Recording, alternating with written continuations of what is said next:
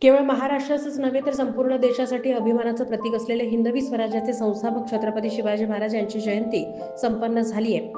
महाराष्ट्रातच नव्हे संपूर्ण देशात त्यांचे विचार पूजले जातात.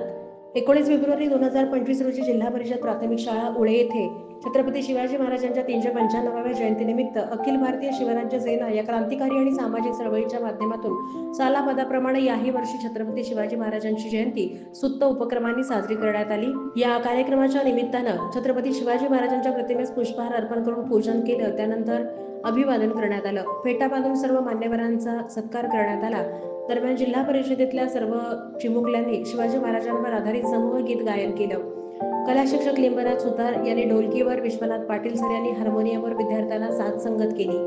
लिंबराज सुतार यांनी कराओके ट्रॅकवर छत्रपती शिवरायांवर गीत सादर केलं. या शाळेतल्या विद्यार्थ्यांनी आपल्या भाषणातून शिवरायांच्या कार्याची महती सांगितली.